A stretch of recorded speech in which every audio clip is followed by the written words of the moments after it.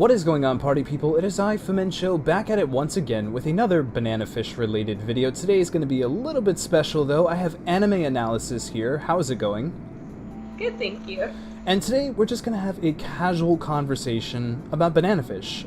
We just reached the season half point in the series and things have been pretty crazy, and I think it's good just to have a good conversation about the entire thing, because it's hard to talk about, you know, all this stuff in like a 10-minute video. So I just thought that you just sit back and just talk about the show. An anime analysis, great fan of Fumencho. Just not really a fan, but just like always coming through with that knowledge and these great comments with insight and everything.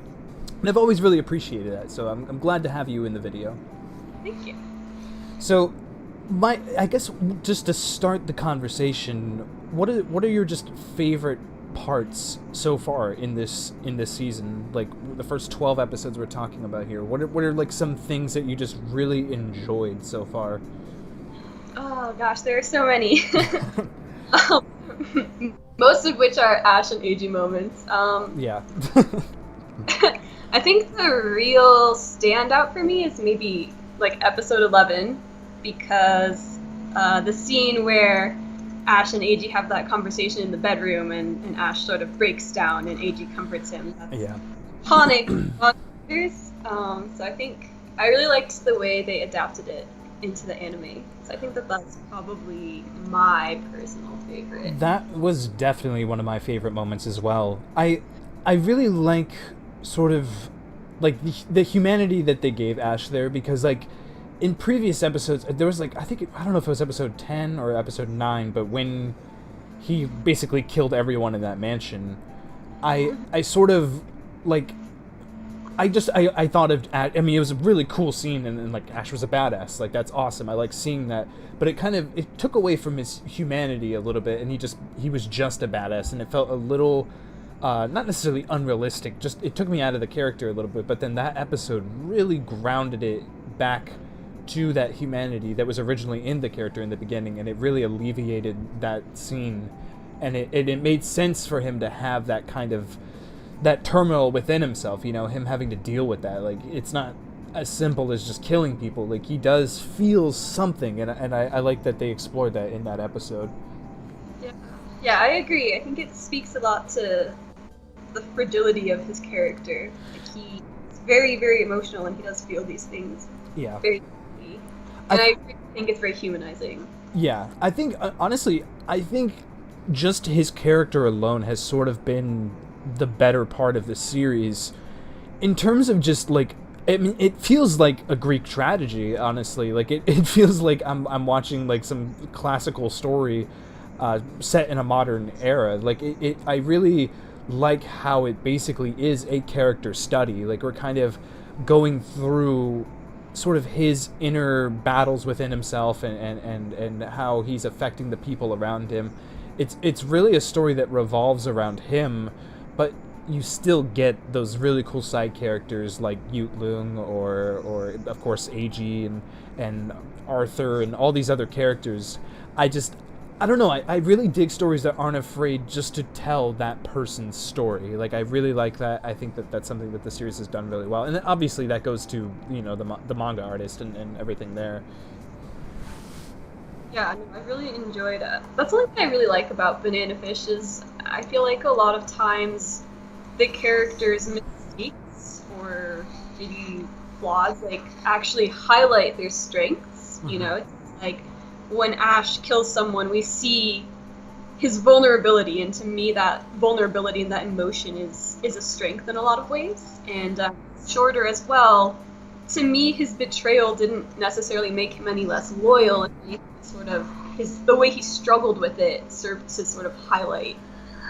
Yeah, I agree with that too. I think that was something that the series also did really well, was Shorter's character, and it made that death that much more tragic and hard on the viewers, because you understand, you get it, you know why he did that, you know like how things came to be up until that point. And I don't like I never thought for one second that, oh, Shorter, what are you doing? You're a bad guy now. Like, I never thought that. Like, I get it. And I loved that Ash got it too. Like, Ash understood what was happening there as well. He knew that Shorter would never betray him like that. And he knew that they had something over him. And I really dig how, like, Ash and the viewers were sort of on the same side in terms of viewing Shorter. I think that's a really cool way to have us not only connect with Ash, but also Shorter. I agree. There's lots of cool parts in this series. Obviously, you know, the Ash and Eiji moments are the ones that tend to stand out. But what do you think about Eiji as a character? Now, I don't. Have you read all of the manga? Like, are you caught up with the manga? Yes. Okay, so you obviously know what happens, but me, like, I have, like, as of right now, we kind of ended on a cliffhanger. We're recording this, like, oh, sorry, 1 second. We're recording this on, like the night before the new episode airs, so I don't know what's happening next. I don't know what's going on. Eiji is going to Japan. I don't really know. Like, I love that sort of. I love not knowing. I love that they've built up these sort of scenes that are. I don't know. I think that it's really expert story crafting. I think that they've done a lot to sort of allude to things happening later. Obviously, like, we're all waiting for that Arthur versus Ash sort of confrontation there. I don't know if there's going to be, like, a big fight between them, but there's something there between those characters, obviously, you know. And I think that's another really cool aspect of the series, is sort of this rivalry between Arthur and Ash. I think that Arthur makes a really good villain. I agree. So I guess where the discussion can go is, like, who are some of the characters aside from Ash and Eiji that really stand out to you? Like, who are some of the characters that you just really dig? I think that this probably is true for a lot of people, but I think Yut-Lung. And I feel like I never pronounce his name right, but Yut-Lung. Yeah, Yut-Lung, I have no idea. But why do you like him, though? Because, like, he doesn't, I mean, he's cool, but he's definitely not, like, a standout for me. I don't know if there's something that you know that I don't yet. Like, if there's something that happens later that's making you like and appreciate him right now. But as an anime-only watcher, like, I don't love his character. Is there, like, an aspect to him that you really enjoy? I think for me, what's interesting is sort of his similarities to Ash. Like, you can tell that they've both sort of been a victim to, I guess, their own fate in a way. Like, they've both suffered in a lot of ways, and although we don't yet know, like, all of the ways that Yut-Lung has suffered, we kind of get an idea of some of the ways that he's suffered, and I think that's why he seems almost envious of Ash in a way. Yeah. Like, sort of fixated on Ash, and I think that that's because Ash has sort of managed to maintain so much of that warmth. Like, he's still vulnerable, he still cares, he's still kind, where has sort of gone cold. Yeah, and I think that really translates well when it comes to that is something that I do. I really enjoyed recently what they did with this character, I believe in episode 10. But even when they first meet Yut-Lung back at that mansion or wherever they were, when, like, Eiji kind of, like, sneaks up on Ash or whatever and, like, puts his hands on his shoulder, and, like, he doesn't get startled the way when Yut-Lung entered the room. He already kind of figured that out, that there is a connection there. He does have, like, friends, quote unquote, and I think that that's what he is envying. I think that the duality between those characters, as you were mentioning, how, like, they both have suffered, you know, and I like how they are kind of focusing on that. I'm curious. I want to know more about, like, Yut-Lung's past and what happened with his mother and everything. Like, I dig that aspect. I just hope that we get more of that, you know? Yeah, it's such an interesting parallel where they're similar, but they're also extremely, extremely different, and I think that that's really intriguing for Yut-Lung. I also really like sort of his insights, the way he views things, like how he tells how he tells Sing that Ash didn't kill Shorter, he set him free. Yeah, I like that too, and I think that was actually, and like Sing is such a, I don't want to say an immature character, but a very young character, and he didn't understand that. Like he was like, what are you talking about? What does that even mean? And he's just like, whatever, you don't understand. Like I really dig that. That's something that I kind of need your help on actually. Hmm. I don't like Sing at all. I really don't, and I feel like I'm missing something. Like I don't get it. Is it something that happens later? You can let me know. Like, is it something that happens later that makes his character better, or is it just something I'm missing? Because like the stuff that you've been telling me about Yut-Lung has already made me like that character more. In terms like I'm remembering aspects to his character that I sort of let go, and I'm curious. Like, is there something I'm missing with Sing, or? Sing, he's sort of a character that will develop a lot more as the story progresses. Like, I think he'll get a lot more spotlight in the second core. And so I can kind of see where you might be a little iffy about. I mean, I definitely don't hate him. I just like, I don't know. Like, I'm not really. It's not. He's not resonating with me. I'm not connecting with his character. I dig his design. I think he's one of the cooler looking characters in the series. But like, I don't know. Like I'm not getting that vibe. Like I'm not feeling his character. And again, that's something that a lot of people have said. You know, when I do complain about his character in my videos or whatever, people will comment and say like, "Oh, don't worry, get ready. Sing is coming, second core or later on, come around episode 15. Like he'll be cooler or whatever." And like, yeah, sure. I mean, like I think that I don't know. I just hope that they add context to sort of who Sing is right now and what we're seeing of him right now, where I can appreciate sort of his introduction, and not only why he's so close to Shorter and why he feels that way towards Shorter, but like sort of how he feels towards Ash. Like, is he hell bent on revenge? Like, does he truly want to kill Ash, or is there something else there? And something else. I don't know if it was you that pointed out or somebody else, but. Why Ash didn't tell Sing what happened to Shorter. Why didn't he just tell them that, oh, like, they gave him banana fish and I had to set him free. He begged me to. Like, why didn't he tell him that? And it sort of... I think somebody said, again, I'm sorry if I'm not remembering correctly if it was you, but how Ash feels regret and responsibility for Shorter's death. I mean, Ash literally says that himself in the episode, but to that specific moment, he doesn't want justification for killing him. He doesn't want to feel okay about killing him. Like, oh, like he was under mind control, so it's okay that I killed him. He doesn't want that. So maybe he actually wants Sing to go after him in a way. Maybe he wants Sing to try to kill him because he feels that responsibility and guilt. I really like that. And I didn't like that at first, but then after I read through some of those comments, I started really 180ing around that scene there, that scenario. Yeah, I really can't see Ash reacting in any other way than he did, just given his character. Like, I think that to Ash, he's not justified. Like, I think that for him, murder is murder, and it doesn't necessarily matter the reason behind it, I think, in Ash's view, and I think he feels very much responsible for what happened to Shorter. Yeah. And I think he is prepared to accept the consequences of what he's done. And I also think there's some element of not wanting to involve Sing in any of this. I think Yut-Lung mentions it in the previous episode, but he says that he doesn't want to drag Sing into that same hell. Like, he says, I'm in hell right now, and I don't want to drag you into that same hell. Yeah. And that's also partly why Ash doesn't want to tell him.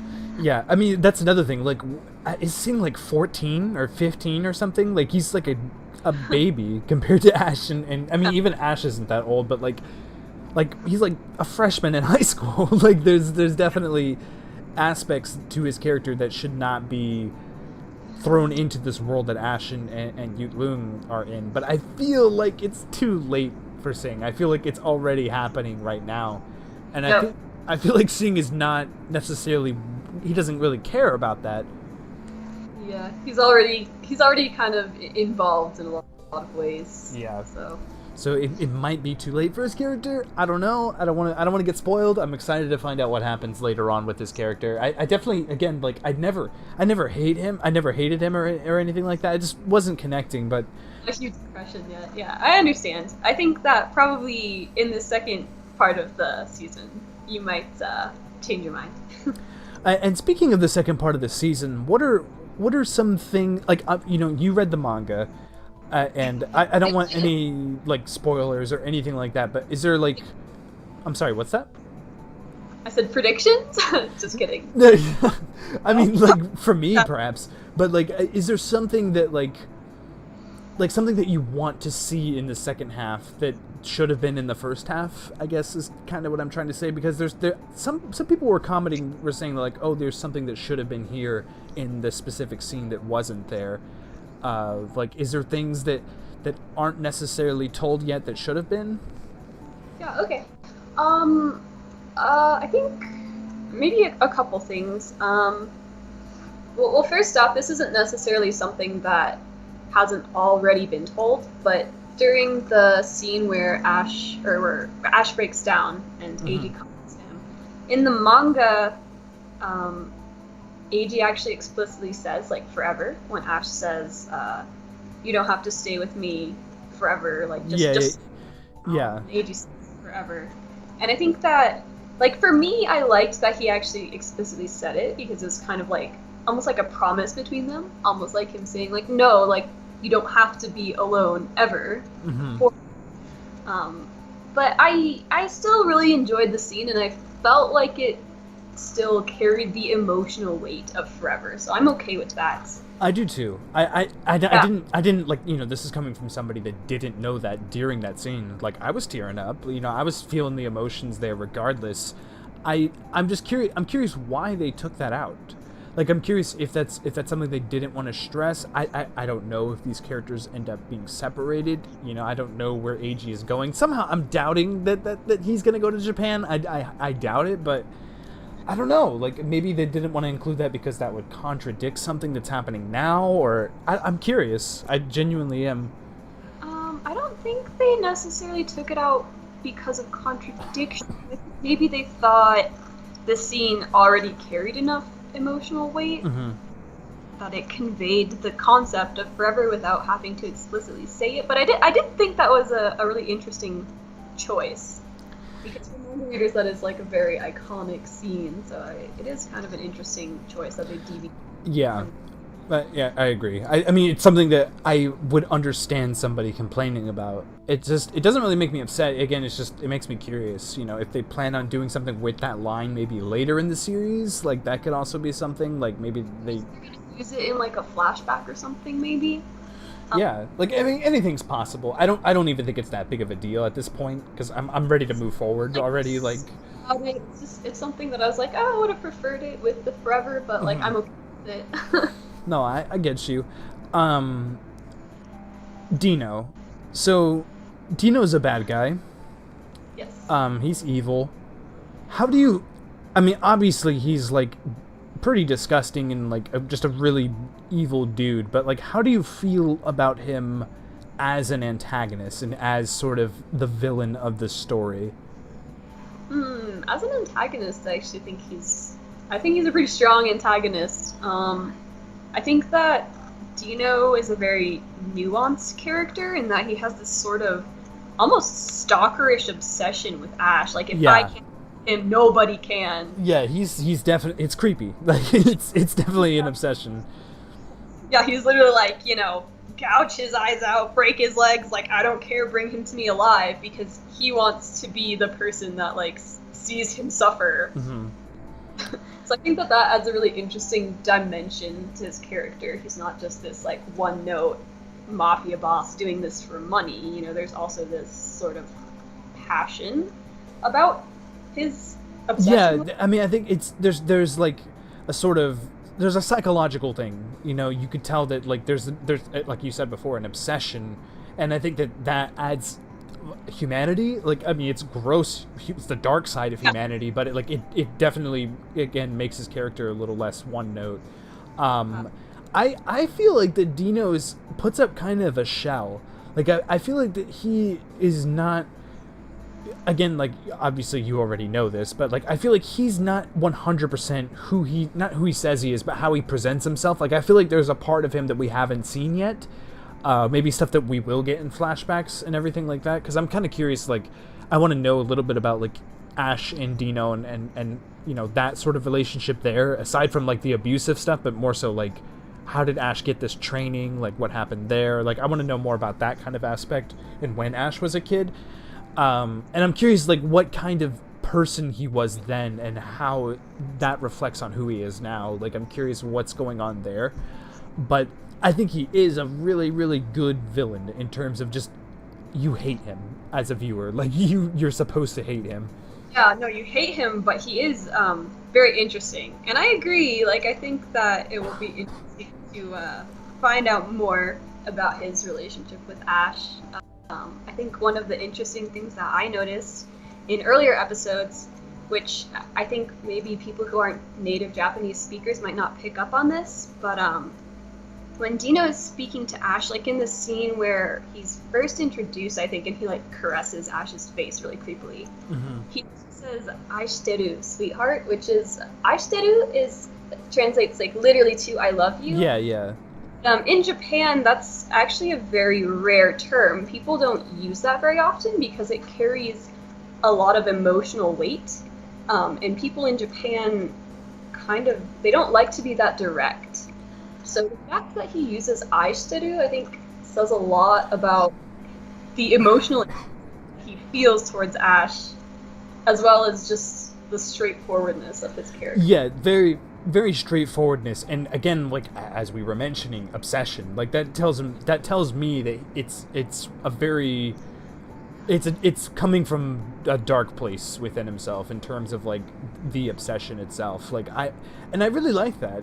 I do. Like I'm not a native Japanese speaker, but like I knew that like I said it was serious. Like that means that's like real love. So that I'm definitely curious on how that eventually develops. And I don't know, like you want to see Dino die. Like and I kind of like that.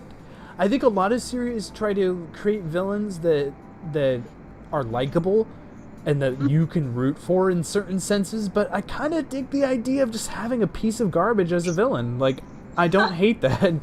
I think that sort of... I'm curious on Arthur, because, like, you know, Arthur's kind of a puppet in a way, and I think that that's not necessarily Arthur's intentions. Like, he doesn't really care. I think he just wants to kill Ash.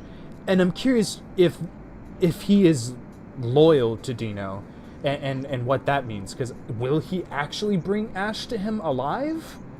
Like, is that something that he's going to do? Like, I don't see Arthur wanting to do that. I don't see Arthur agreeing to those terms. I don't know. Like, I really, really like Arthur as a character, mainly because of design. I think he just looks really, really interesting and just cool looking. Like, he looks like a classic villain in like a manga. And I really like that. But I'm curious, like, where is Arthur's character going? Like, is he going to be... Who's the real bad guy, I guess I should say? Like, obviously Dino is the one controlling Arthur, technically.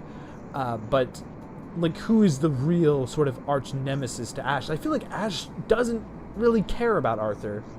Like, he doesn't hold, like, a vendetta against... I feel like Arthur's just in his way more than anything. And I think that pisses Arthur off. I think that Arthur kind of wants to be this antagonist towards Ash. And I really dig the scene when when Shorter died and he sort of just starts laughing, like, maniacally. Like, I really, really like that. And I think that he views himself as more of a villain to Ash than Ash views him. And I think that's kind of interesting. Yeah, no, I think that is a really interesting dynamic. I think what you first said is interesting because I agree with you. I think that Arthur is very much selfishly motivated. Yeah. He has his own separate goals and motivations, and his sort of relationship with Dino is out of convenience, and I think also because he sort of craves power. But yeah, I think his relationship with Ash is interesting, and I also agree with you, whereas I don't really feel like Ash views him as that much. He kind of laughs him off in some scenes. Like, in the beginning, like, he kind of just makes a fool of him, and, like, he doesn't even, like, whatever, get out of my way. Like, he just, like, doesn't even care about him, and I really like that. I like how he is that way. but I want to see that backstory too. Like, I want to know what's going on there. I want to know, like, you know, we know, you know, the story about his hand a little bit. Like, I want to see that though. You know, I want to know more about sort of this rivalry that or this grudge that Arthur has on Ash. Yeah. Yeah. No. Yeah, it'll be interesting to see what happens on that front.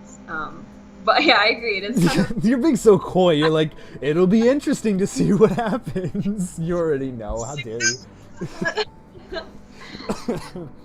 Spoiler free. Yeah. Spoiler free discussion here. But yeah, I think it'll be you'll see what happens and how the thing plays out. But I agree. I think it's really interesting how Ash sort of doesn't really view him as nearly as threatening as I think Arthur would like to be viewed. Yeah. So again, I guess I'll kind of dip into more moments here, and I'll tell you, like, the main reason why I like this show right now, and why I started really watching it and wanting to talk about it on YouTube, was episode 2. And I know that this is, you know, for a lot of people, but seeing Skip die, that, I mean, like, it just took me by surprise so much. Because, I mean, not only is he a child, like, God, it's just heartbreaking, but just how cool of a character Skip was. Like, Skip seemed like the character that would be, like, Ash's sort of, like, sidekick character throughout the entire series, like, just that comedy relief character, you know? Yeah. And he looks cool, he has a cool design, and, like, he just seemed like that character, and then he's out. And I think that was the point in the series where I was blown away. I mean, it was episode 2. I mean, I really enjoyed the first episode just because it had the New York setting, and I actually live in New York right now, so, like, it was just really cool seeing that in an anime. I've never really seen that in an anime. And that's what got me originally attracted to the series back when I watched the original PV and everything. Like, oh my god, like, the Empire State Building, so cool. But, like, I guess that what's kept me watching is sort of just the tragedy sense of it all, and I've heard people complain about how, like, is too much happening, like, are characters dying, like, are too many characters dying, like, is it too heavy, too overloaded with just like emotion or whatever like that, like, is it realistic in that story sense? And I think it is. I truly do. I know, like, I get that it's moving fast, and I think that is something that is kind of a minor complaint of the series, I think, in my opinion. And it's not even the series, it's more just the anime itself. You know, I know the manga is a lot more fleshed out in some areas, and things go a little bit slower, but, like, in terms of just, like, I understand what they're trying to do. I understand what MAPPA is trying to do. I know they can't, you know, have everything flow correctly because of, you know, their episode count. But I don't see the show as, like, being this sort of, like, oh, just characters just die all the time, so, like, what does it even matter? Like, I don't see the show as that, because, again, it's centered on Ash. If the series built these characters in a different way, if these were, like, other main characters that had backstories and had, like, you know what I mean? But it doesn't. It's always revolving around Ash, and it's always these deaths are always around Ash. And again, that speaks volumes to Ash as a character and what's going on with his sort of path and what he's trying to do. And it also speaks volumes to, like, how the show is written and how those deaths impact the story itself in Ash's journey. Like, I don't see it as something like, oh, there's another character dying, like, tisk tisk. Like, I don't see it like that. Yeah, no, I agree. I think that the deaths are, I mean, they're real, you know. This is a mafia story, and it's going up against the mafia, so we're gonna have a lot of casualties. I think that where the complaint stems from is that it's an anime, and I think that people typically don't expect this kind of storytelling. This is a very different kind of anime. Like, I have never seen an anime like this, and I'm not saying that it's like this special, you know, like, beautiful series that's never been done before. Like, it is an anime, but it is very different in terms of storytelling. There's, like, I don't know, like, it's doing different things, it's hitting different notes, and it's not hitting the tropes that these types of series would normally hit. Because if it was, I think that Skip would still be alive, and I think that Skip would be that sort of sidekick character that was just like comedic relief. I think that Shorter would still be alive, and he'd be this sort of like funny dude that kicks ass every now and then. Like, that's the trope. That's what a normal series that would tell this story would do. But this isn't that. It's a very different kind of manga, and it's a very different kind of adaptation. Yeah, no, I agree, and I think that both deaths were very realistic. You know, Skip gets shot, Skip dies. You know, there's not like this whole reminiscing where we're playing flashback memories for like 3 solid minutes and they're, you know, talking about how much they care about each other. You know, it's just realistic. You know, he gets shot and he dies, and Ash doesn't have time to grieve. He doesn't, and that's what I love so much is sort of Ash's reaction to that. That's another part of the episode that I really liked. Like, I feel like the trope series would have ended with that death. The episode would have ended right there. But you see Ash immediately get in that car and go after that dude. And God, I think there's things that are being rushed, obviously, but I think that Mappa is handling the direction of the series very, very well. I think that that's what I have to tip my hat off to the most, is just the direction and how scenes are played out. Shorter's death, like that scene in that cellar or whatever, like how that was handled, the stuff with the angel, like even like, I mean, there's like minute things that like fans of just animation in general, like myself, where like the knife falls on the ground, it's being kicked around by Eiji, he's kind of stumbling, like that kind of stuff is just perfection. Like in terms of animation, like series just don't go into that kind of detail all the time, and it's really special seeing that. But I think, again, like, I think Mappa's doing a really good job of that in terms of just direction and how the show is being played out. Yeah, I agree. And I felt like, Shorter's death was handled beautifully. It was painfully beautiful, but that was a really, really solid episode. And see, that's the thing. Like, when Shorter got injected with the banana fish, I figured out what was going to end up happening, especially when Ash was chained up. Like, I was like, oh, okay, they're doing this. Like, but like, it still caught me by surprise on how it was handled. Like, what in the world? Like, it just, oh my goodness, so tragic. Again, it feels like it's like a Greek tragedy. It feels like I don't know. Like, I really dig that. It feels like I'm almost watching like something on Broadway, like some kind of big, grand sort of theater story, but again, in this sort of modern, urban sort of environment. And I don't know, like, I really dig that. And I also dig, again, like, how they sort of, not really even updated the story, but, like, made it set in our time, like, right now. I really dig that. Another series that kind of did that was Parasite, and that was a show that I was also a big fan of, but Parasite was like super old manga. I actually have it right here. It's like a super old manga and was adapted into an anime like years and years later, and they added like cell phones and stuff like that, but they also like changed the way the characters looked. They changed the way the characters sort of spoke. It wasn't set in the 80s, like it was actually set in present day, and I kind of dig how that's being done as well in this series. And someone was pointing out that there's like racial things that were originally in the manga, stuff that isn't really written that way today, that was changed and adapted for a newer audience, and I really dig that. I'm glad that they took the time to do something like that. Yeah, I like how they've adapted it as well. I think they've adapted it really well. Like, I think they've done a really good job of incorporating sort of like the modern world into the original worlds. But I do have to say, in the manga, Ash has like a really cool mullet when you first meet him.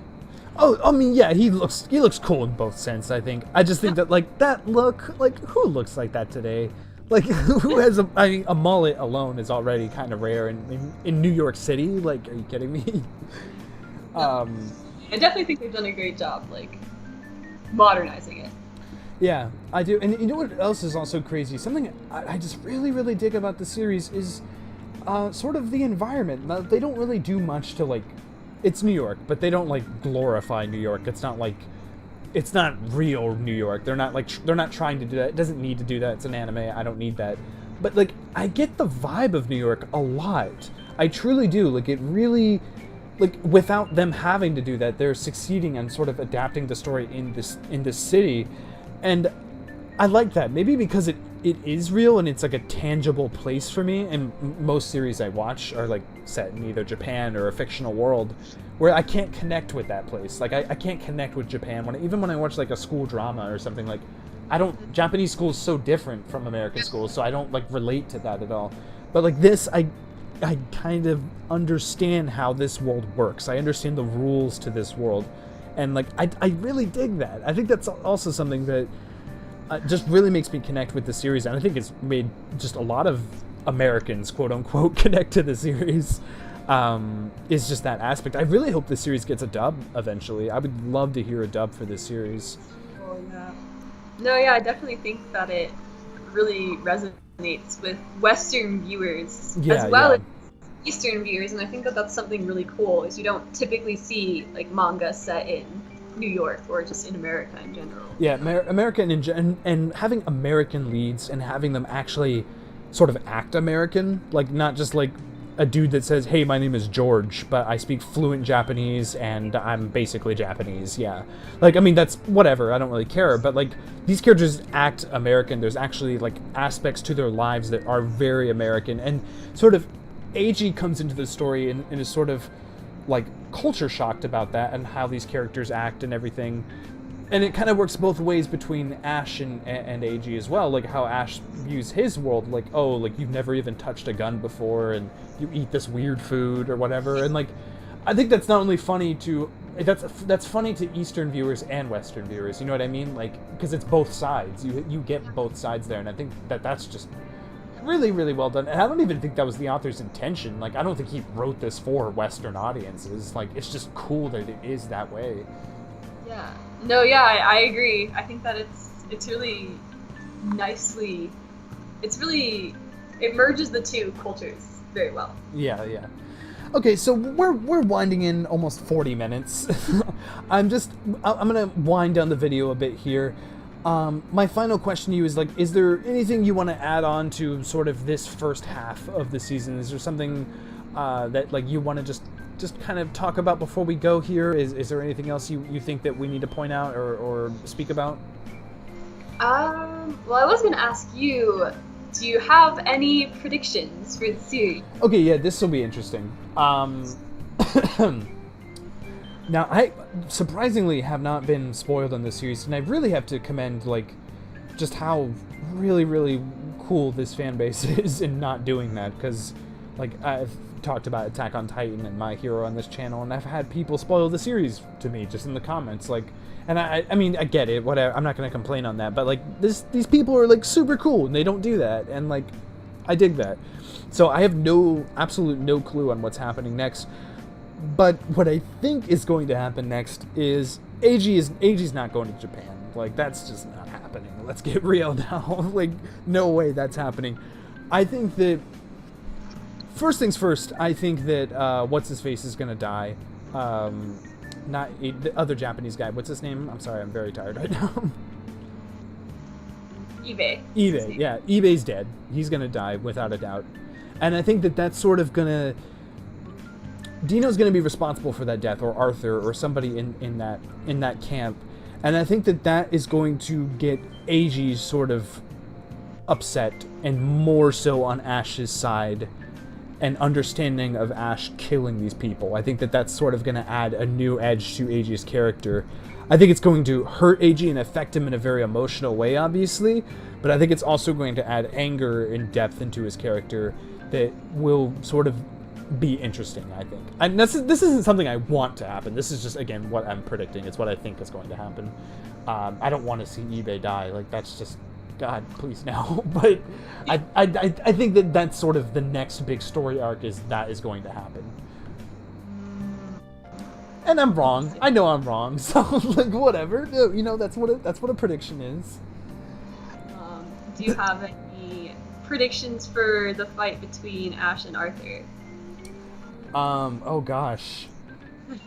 I think that, obviously, like, see, that's the thing, like, this show could just kill Ash, and I wouldn't be, I'd be surprised, but, like, I'd believe it. Like, the show could do pretty much anything. It's hard to pinpoint predictions on this. I think that Ash they're going to fight. Mm-hmm. and I think that Ash is going to defeat Arthur because I think that he's a more skilled fighter. But I think that Arthur is going to put a scar on Ash, and that scar will remain with him forever. And then Arthur will finally get his wish before his death. He will finally be remembered by Ash and actually be a notable antagonist. That's so narratively beautiful for Arthur. Yeah, like he'll like look at the scar like, I'm just glad I was able to put a scar on you, so that you'll always remember me, or whatever. Blah blah blah. He calls his last breath. Yeah, I don't even know if he cares that much, but like I think that that's something. I don't know. Like so many things could happen. Like I don't know where Yut-Lung or Sing, how they're involved in this and where they come in, because they're kind of like they're done, kind of like they don't really have anything to do with this anymore. So I'm kind of curious how that's going to tie in. I don't know. To be totally honest, I don't even know if Ash and Arthur are going to fight. Like I don't even know if that's going to happen. So I mean it shows it in the opening, so I'm assuming that it eventually happens. But yeah. Oh. By the way, I'm really scared on that new opening. Yeah. This opening was so good, so it's gonna be hard to match up. It's gonna be hard, and the ED too. The ED is just perfection. It is such perfection, and I just don't want to see it go. I really hope that they keep the ED, but I know they're not, because that's not how anime works, and I'm sad. Yeah, I just hope that the new songs will be able to measure up too. I do too. Fingers crossed for sure. Both those. Okay, one last thing. Okay. What do you want to see in the second half? Like, aside from Dino dying. Yeah, obviously. I want to see him die a million deaths. Your season 2 wish list, of course. Okay. What I want to see is, I want to see like something that would break sort of the mold in terms of storytelling right now and what's happening in anime right now and just entertainment in general. And this sounds so stupid and silly, but like I kind of want to see Ash and Eiji together, like actual lovers. Like I know that doesn't really fit into the context of what's happening in the story right now, but I want that to at least be suggested on. That's even something that the anime could add that isn't in the manga. Like I would be okay with that change being made. Like yeah. I don't know. Like I just like gay representation in anime and just entertainment in general is just not common and not done respectfully enough. So I would love to see that. And I think the series has handled that kind of stuff very, very well. Just like such subtle development of that relationship. You know, it's not like they're not kissing, they're not like making out or anything like that. It doesn't need to be that. It shouldn't be that. It's just, it feels realistic, and I hope that continues, obviously. But I would love for them just to kind of go just a little bit in that direction of kind of like romance, maybe. I don't know. That could be a thing. Also, I really want to see just like a really epic fight, and like I think that Ash and Arthur is going to be the final fight. I don't think Dino can fight, really. Like, can Dino go toe-to-toe with Ash in a fist fight? Like, I don't really think so. So I think that Dino will die before Arthur, and I think that the final fight will be Arthur versus Ash. Interesting. But yeah, I mean, I agree with you on that Ash and Eiji thing. They're handling it so respectfully that like I would be okay with it just continuing this way, but like I'd be okay with them also just tipping off into the romance side, you know? Like I think that taking a risk is, you know, that's I appreciate that risk in storytelling, and it's just not done. It's not done enough, at least. You know, most anime especially that cover like gay relationships is usually either comedy and it's just used as comedy, like, oh, you're a gay person, haha, that's so funny. Like, it's usually either that or it's just like done in like almost a pornographic way where it's just like, okay, this is weird. Like they're like, it's not done in like a realistic way, you know what I mean? So like I'm really happy that this series exists, that there is that happening, you know, that there is like actual And it's such an old story too, and it's interesting that this is the way that this gets kind of brought into anime. And I'm not saying this is the only series that does. There's plenty of series that do relationships like this as well. I'm just not watching them. Like, I don't watch stuff like that. So, but it's just cool that in a mafia type of series that this exists. Like, that's weird. That's just not a thing that exists. Like, having a mafia story, but also a gay relationship story. Like, what? It's so weird, but so cool at the same time. Like, I really dig that they were able to mesh those together so realistically and so fluidly and beautifully. Like, I think, again, it's handled just to the utmost respect. Yeah. So I hope that develops further onward. That's a good wish. Yeah, I think that the sort of soul connection that they have is really beautiful. Just make them kiss. I want that kiss. Come on. A real kiss. Come on. It really is. Such a beautiful relationship. Yeah. I headcanon that, like, after all this is over, they, like, move to Japan, they, like, live together, and You have like a family, like Sugar and Skip, and they like, you know. Yeah, that would be cool. Any other questions, or are we done here? I think that is all. Yeah, I mean, let's get real. Like, I could talk about this series for much longer, but, you know, obviously, this is a video. We got to keep it streamlined. We got to keep these things a tad bit short. We actually went on a lot longer than I was expecting to be honest. If we ever have, like, an Ash and Eiji discussion, like, that could go on for, like, 2 hours. Honestly. Oh, yeah, absolutely. I want to thank you. Thank you for joining me for this discussion. This kind of just came out of nowhere, you know? Like, you've always given such great support of the videos and just giving information on it. I always try to make sure to pin your comments because I always like reading through them, even though they're, like, ridiculously long. I don't know where you find the time to write a book-long comment. But I just want you to know that I always appreciate that, and it's great to have you, you know, like, actually talking to you and talking to you about this series. It's really cool. It's impromptu, cool discussion. Like, I really dig stuff like this. I don't do stuff like this on YouTube too often, so it was nice. And we will definitely be having another discussion, whether that be, you know, next episode or way down the line at the end of the series. I think we'll definitely have, like, a final, like, talking about the finale and the end of Banana Fish, like, the next...